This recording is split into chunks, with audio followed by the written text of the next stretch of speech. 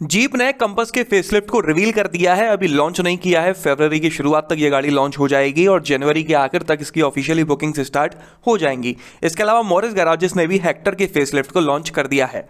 इस वीडियो में हम इन दोनों ही गाड़ियों के बारे में थोड़ी थोड़ी बात करने वाले हैं। सबसे पहले कंपास के फेसलिफ्ट के बारे में बात कर लेते हैं। तो आप अपनी स्क्रीन पर पुरानी और नई कंपास को देख सकते हैं।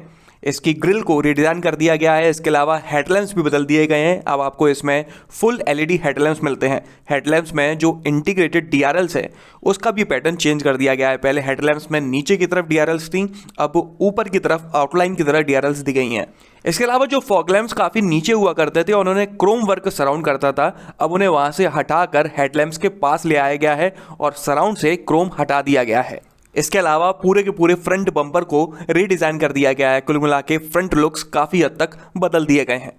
साइड प्रोफाइल के बारे में बात करते हैं तो यहाँ पर सबसे पहली नज़र जाती है इसके एलॉय व्हील्स पर, जिन्हें रीडिज़ाइन कर दिया गया है। अब आपको इसमें मशीन कट नई पैटर्न के एलॉय व्हील्स मिलते हैं।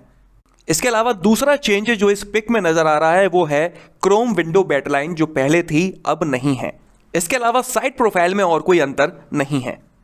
रियर प्रोफाइल के बारे में बात करते हैं तो यहाँ पर कोई भी बड़ा बदलाव नहीं किया गया है, सिर्फ दो छोटे छोटे चेंजेस हैं। सबसे पहला है रियर विंडशील्ड पर सराउंडेड थी एक क्रोम लाइन, जो अब नहीं है, वहाँ पर ब्लैक वर्क कर दिया गया है। और दूसरा चेंज है रियर बम्पर पे दोनों रिफ्लेक्टर्स के बीच में एक नेट पैटर्न था, जो अब नहीं है। बस इन चेंजेस के अलावा एक्सटीरियर में और कोई बदलाव नहीं किया गया है। टेल लैम्प्स पहले की तरह ही हैं, उनमें कहीं से कोई भी चेंज नज़र नहीं आता। अब गाड़ी के अंदर चलते हैं और इंटीरियर के बारे में बात करते हैं तो यहाँ पर सबसे ज्यादा चेंजेस किए गए हैं। पूरा का पूरा डैशबोर्ड रीडिजाइन कर दिया गया है। नए पैटर्न की स्टीयरिंग व्हील मिलती है, जिसके बीच में नए पैटर्न का जीप का लोगो दिया हुआ है। काफी बड़ी पहले के कंपैरिजन में डेस्कटॉप टच स्क्रीन दी गई है। इसके अलावा एसी वेंट्स के बारे में बात करूं, एसी कंट्रोल्स के बारे में, म्यूजिक कंट्रोल्स के बारे में, गियर नॉब के बारे में या फिर सेंट्रल कंसोल के बारे में, हर चीज़ बदल दी गई है। सीट्स तो पहली वाली ही हैं, अपहोल्स्ट्री भी पहले की तरह ही है, लेकिन कलर पैटर्न बदल दिया गया है। अब आपको इसमें फुल ब्लैक कलर्ड सीट्स मिलती हैं। इसके अलावा इंस्ट्रूमेंट क्लस्टर को भी रिडिज़ाइन कर दिया गया है।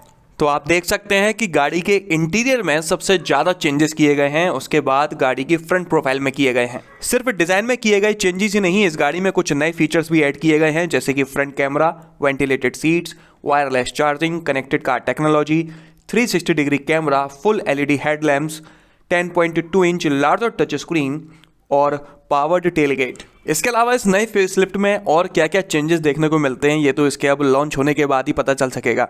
रही बात प्राइसेस की, तो हाल फिलहाल इसका pre facelifted model 16.49 lakh rupees से शुरू होकर 25 लाख रुपीज़ तक का एक शोरूम न्यू दिल्ली के हिसाब से मिलता था। लेकिन ये फेसलिफ्टेड मॉडल लगभग 80,000 से 1 लाख रुपए तक महंगा होगा पहले के कंपैरिजन में।